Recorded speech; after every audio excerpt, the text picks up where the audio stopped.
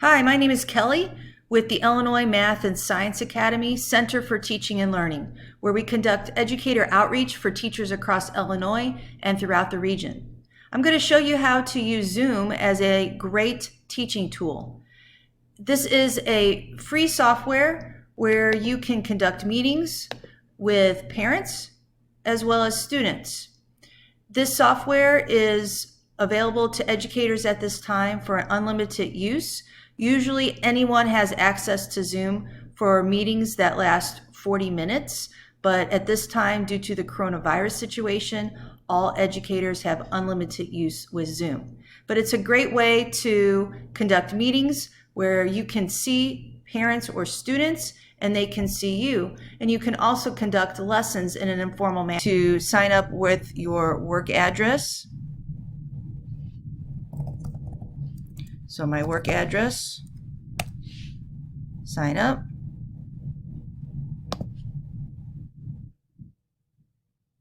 And you will receive an email, and you will need to confirm, use the confirmation link that is sent to your email address. Due to the current situation facing schools and teachers and parents and students, of course, the meeting limit on the free basic account has temporarily been lifted, which is nice to know for teachers. So we're going to schedule a meeting, schedule a new meeting, and you can give whatever topic that you desire for the meeting to be. I would suggest that the first time that you set up a meeting is simply to get together and to test out Zoom with your students. You're going to set up a time, whatever that time may be. So I'm setting it up for tomorrow, and I'm going to set it up for a time of you will have to find the time zone that you live in to make sure that you get the correct time that you're wanting. And you'll need to make sure, especially if you have students that live in a different time zone, that they are aware of the time in which your meeting is being set. Password, where students have to enter a password to join that meeting, but it's not required. Your video, you want you want the host to have video capability, and it's up to you whether or not you want your participant to have video capability. Audio, I suggest both. And meeting options, you can mute participants upon entry.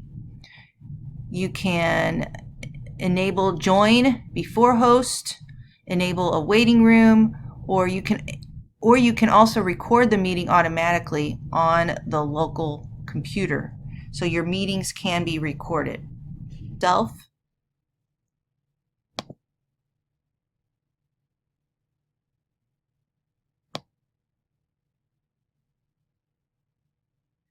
And once you do that, what you can do is simply copy this join URL, and you can then just send it, and then you can go ahead and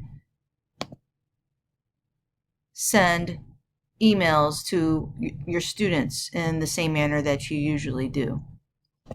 So on the day of your scheduled meeting, around 15 minutes or so beforehand, you want to go ahead back to zoom.us, and you're going to sign in with your account, whatever account that is that you signed up with your email. So mine was Kelly Remijan at IMSA.edu, and then whatever your password is.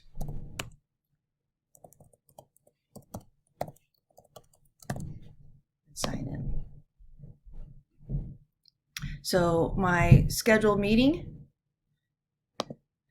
is starting today at 11 o'clock, the topic, and I can click on this, and you can start this meeting by just clicking start this meeting.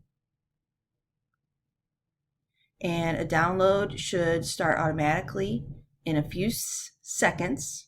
If not, you can download it here. We can run.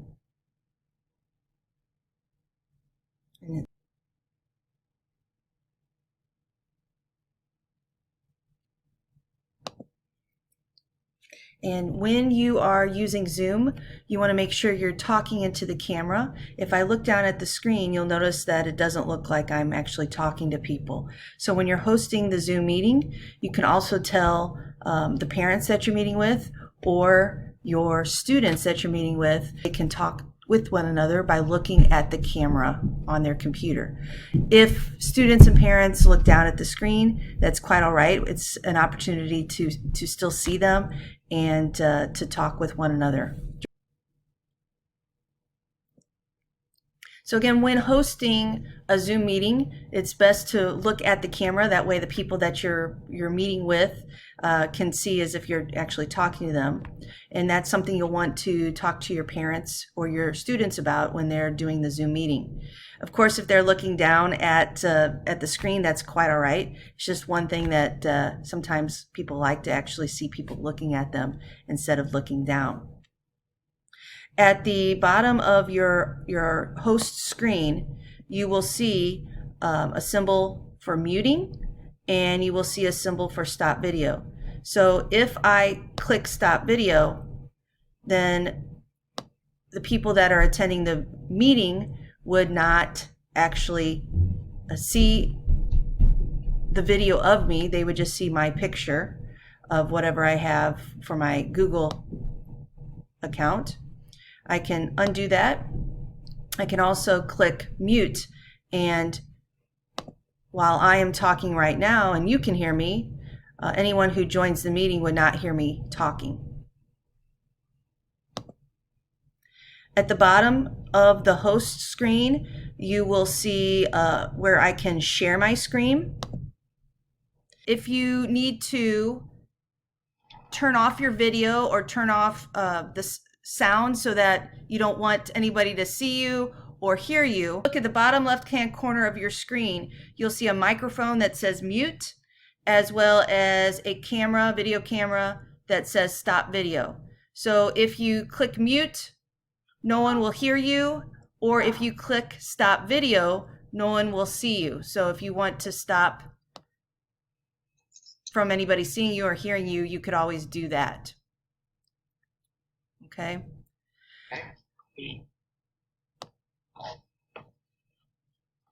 I am going to share my screen, and what I'd like to do is to be able to meet with students occasionally. If they have questions, I can help them. We can go through problems together. You should be able to see a problem on your screen. Do you see that on your screen? Yes. Yep. See it okay? And your students also have the ability to do this as well. So do I have someone that would like to volunteer to try to share their screen and do a problem for us? To write something on the whiteboard? Who'd like to volunteer? Okay, I'll try it. Okay. Share. So at the bottom of your screen, you're going to see like a green folder that says share screen, and you're going to click that. And when you click that, you're going to see an option. You're going to see different options, and you're going to click whiteboard, and then you're going to click share. Okay, got it. So now, if you have a stylus, you could probably write, but you can also try to use your finger. So there are different options that you have to choose from where you can select, and then like a drawing tool, if you click that, you can then write different problems, different numbers, and then we can see those numbers. And so if I'm working with your child or your grandchild, we're able to do problems together, and I can check their work, and we can interact this way. In the manner that I'm working with all of you right now, I can see you guys, but I can also see the students' work, and we can have a discussion about problems and such. So this is a tool that I wanted to talk to parents and grandparents first, just to let you know this is an opportunity for students. I can set up weekly social times for us to get together as a class, for students to see each other, to interact with one another. On your screen, there is also a chat option. So at the bottom of your screen, you'll find a chat. And if you click that chat, you will have